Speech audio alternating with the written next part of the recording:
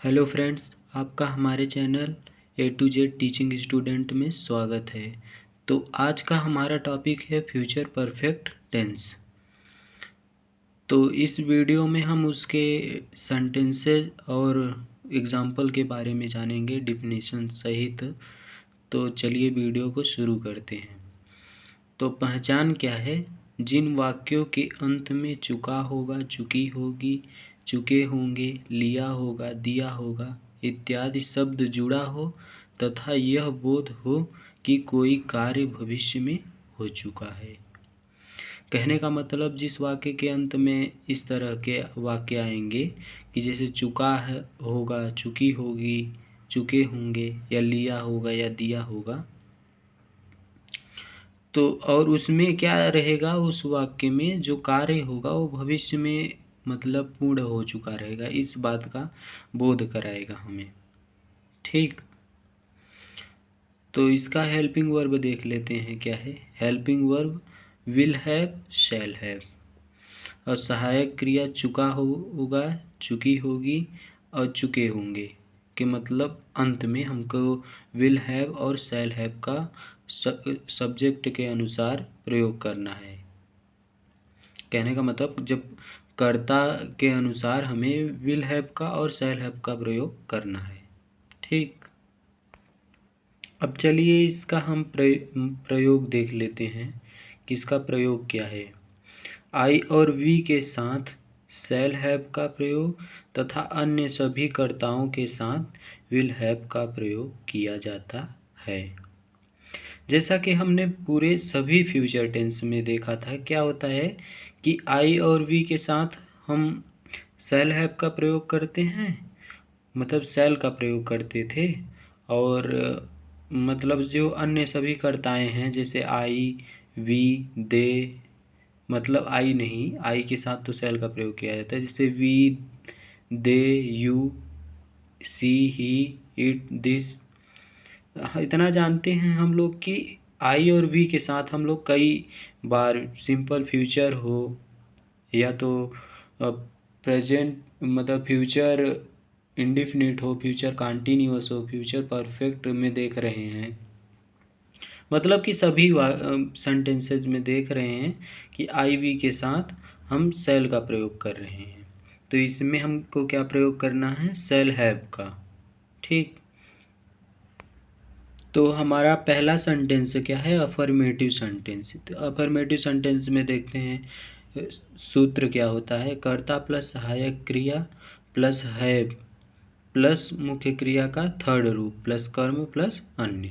ठीक, और इंग्लिश में इसका रूल क्या है? Subject plus helping verb will oblique shall plus have plus main verb का third form plus object plus other.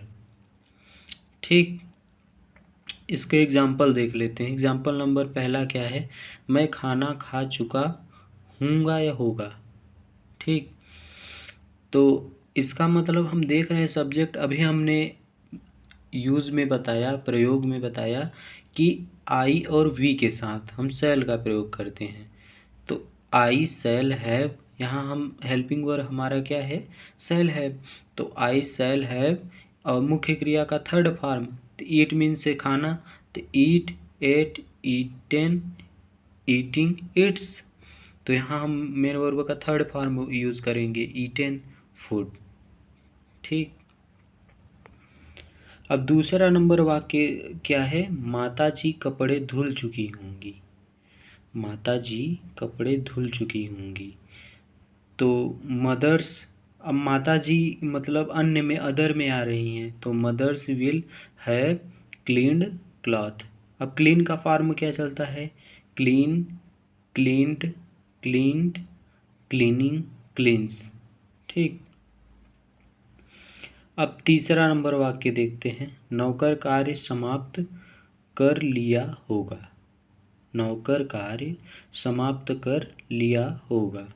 तो सर्वेंट, सर्वेंट यानी नौकर क्या है? अदर सब्जेक्ट में आ रहा है, तो सर्वेंट विल हैव, यहाँ विल का प्रयोग करेंगे।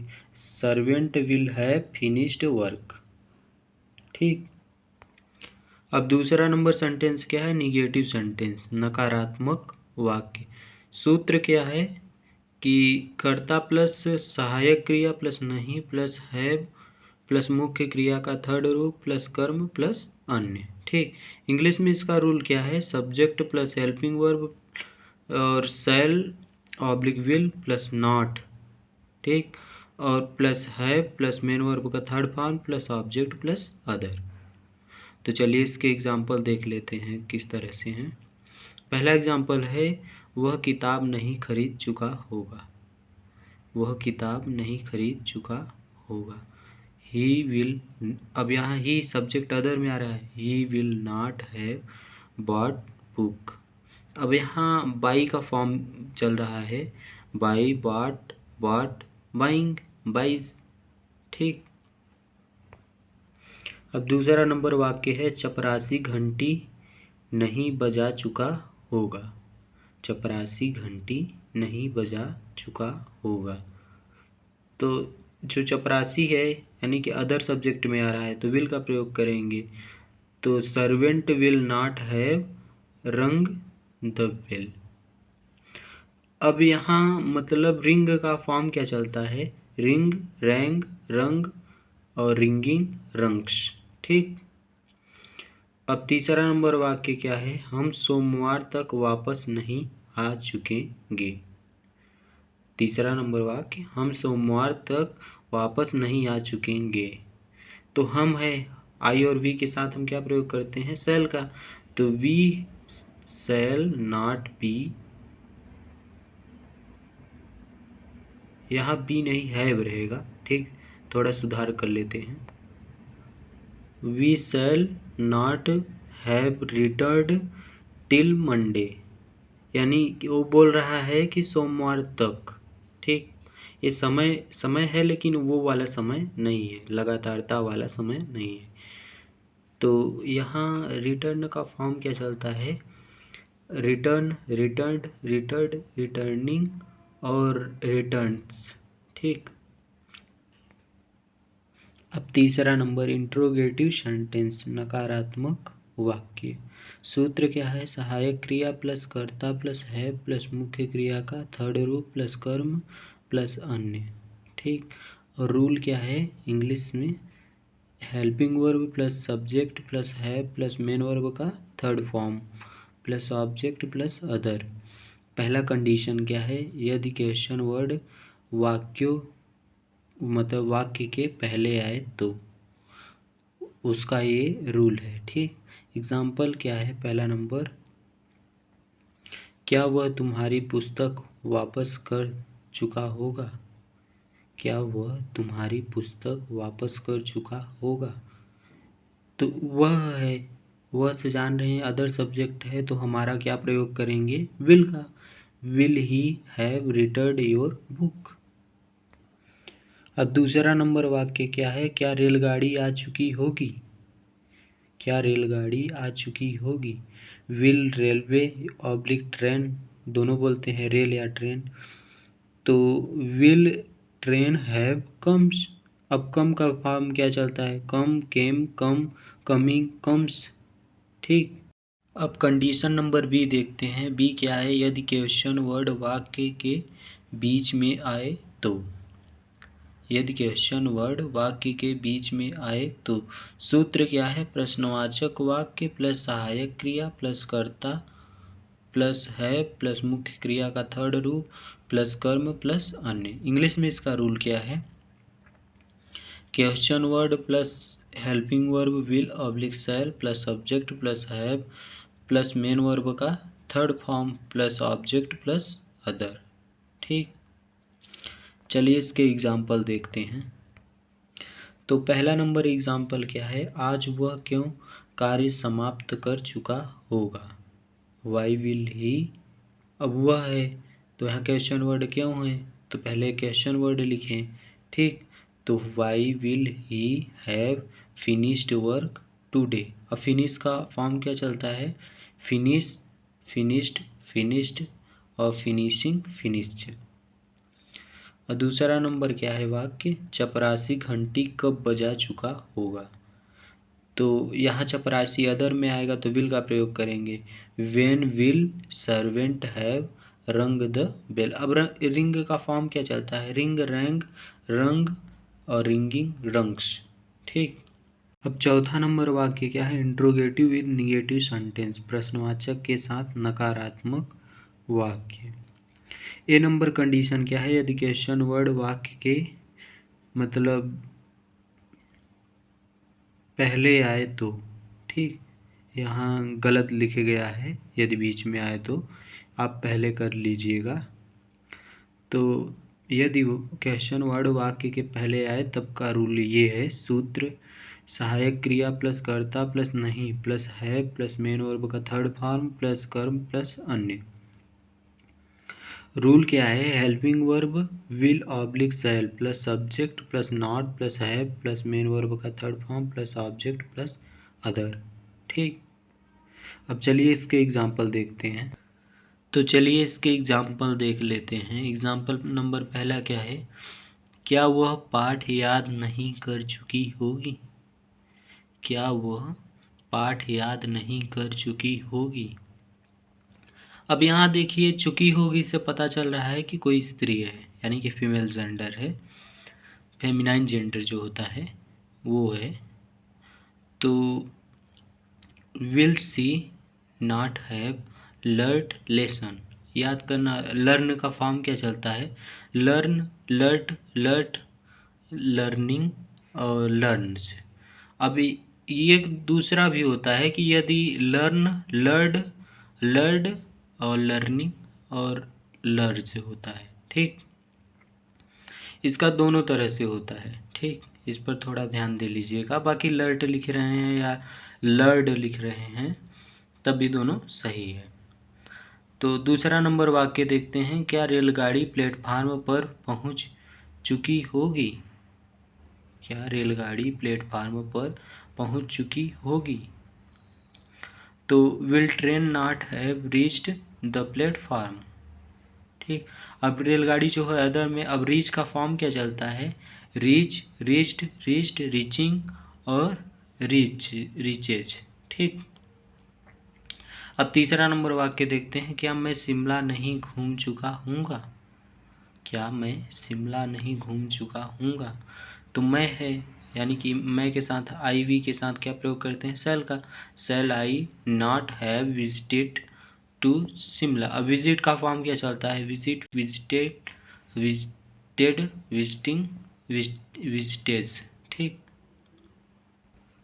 अब दूसरा नंबर कंडीशन क्या है, बी नंबर, यदि क्वेश्चन वर्ड वाक्य के बीच में आए तो। वो पहले वाला था, ये बीच वाला है। ठीक, ध्यान दे लीजिएगा, उसमें थोड़ा गलत लिख गया है।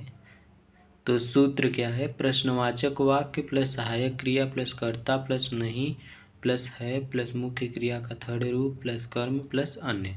रूल क्या है, question word plus helping verb will shall plus not plus have plus main verb का third form plus object plus other. ठीक। तो चलिए इसके एग्जाम्पल पहला नंबर देखते हैं, वह कार्य क्यों नहीं कर चुका होगा, वह कार्य क्यों नहीं कर चुका होगा। एग्जाम्पल नंबर पहला है, इसका देख रहे हैं कि सब्जेक्ट हमारा वह है, यानी कि अदर सब्जेक्ट के साथ हम विल का प्रयोग करेंगे। और क्वेश्चन वर्ड क्या है, क्यों, तो क्यों को मतलब है वाई। ठीक, तो पहले क्वेश्चन वर्ड से स्टार्ट करते हैं, why will he have not done work. अब यहाँ डन का मतलब फॉर्म क्या चलता है, मतलब डू का, डू, डिड, डन, डूइंग और डस। ठीक। अब दूसरा नंबर सेंटेंस क्या है, मैं आज बाजार कब नहीं जा चुका हूँगा, मैं आज बाजार कब नहीं जा चुका हूँगा। अब यहाँ कब मतलब व्हेन, और सब्जेक्ट हमारा क्या है, मैं, तो आई और वी के साथ सेल का प्रयोग, तो when shall I have not gone to market today. अब यहाँ गो का फॉर्म क्या चलता है, go, went, gone, going, goes. ठीक। अभी हम लोगों ने पास्ट परफेक्ट में देखा और प्रेजेंट परफेक्ट में देखा, मेन वर्ब का थर्ड फॉर्म यूज़ हो रहा था, वहाँ भी गो आया था। ठीक, तो एक बार फॉर्म याद कर लिया तो वो हमारा पूरे टेंस और आपका डायरेक्ट, इनडायरेक्ट और पैसिव एक्टिव में सभी में काम देगा। ठीक, तो वर्ब मतलब जैसे होता है ना कि नींव, तो ये वर्ब हमारा नींव का काम करता है। वर्ब के बिना पूरा सेंटेंसेस अधूरा रहता है। तो तीसरा नंबर वाक्य देखते हैं, चलिए। हम आज सुबह में क्यों नहीं चोरी कर चुके होंगे। अब यहाँ देखिए, आप सुबह में सुन रहे हैं ना, तो इसका मतलब ये मॉर्निंग की बात कर रहा है। अब यहाँ सुबह से होता तो मतलब टाइम होता है। ठीक, तो हम है, हम यानी कि आई और वी वाला है, तो इसके साथ हम शैल का प्रयोग करेंगे। तो why shall we have not stolen in tomorrow. Tomorrow मतलब आज, या टुडे मॉर्निंग, टू मॉर्निंग मतलब आज सुबह।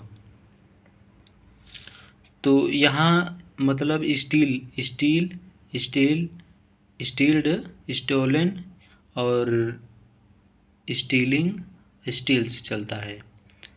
तो ये जो इस थर्ड फॉर्म है स्टोलन। ठीक, तो ये यहाँ हमें मेन वर्ब का थर्ड फॉर्म यूज़ किया है। पिछले वीडियो के मतलब अनुसार इस वीडियो में भी हमने क्वेश्चन फॉर यू दिया है, आप लोग इसको सॉल्व कर लीजिएगा। ठीक, तो क्वेश्चन नंबर पहला क्या है कि रामू आज घंटी बजा चुका होगा। रामू आज घंटी बजा चुका होगा। दूसरा नंबर वाक्य क्या है, सीता खाना नहीं बना चुकी होगी। सीता खाना नहीं बना चुकी होगी। तीसरा नंबर वाक्य क्या है, क्या चिड़िया चहचहा चुकी होगी। क्या चिड़िया चहचहा चुकी होगी। तो चौथा नंबर हमारा वाक्य क्या है, हम शाम में बाजार क्यों जा चुके होंगे। हम शाम में बाजार क्यों जा चुके होंगे। पांचवा नंबर वाक्य क्या है, क्या स्नेहा मधुर संगीत नहीं गा चुकी होगी। क्या स्नेहा मधुर संगीत नहीं गा चुकी होगी। छठवां नंबर वाक्य क्या है, हम वहाँ क्यों नहीं ठहर चुके होंगे। हम वहाँ क्यों नहीं ठहर चुके होंगे। ठहर चुके होंगे मतलब कि स्टे करना कहीं, जैसे मान लीजिए कि रात हो गया तो वहाँ हम रुक जाते हैं, यानी कि वहाँ हम स्टे कर गए, ठहर गए। ठीक, तो वीडियो यहीं पे समाप्त होता है। वीडियो को लाइक कीजिए, चैनल को सब्सक्राइब कीजिए और शेयर कीजिए, और thank you for watching video. तो मिलते हैं अगले वीडियो के साथ।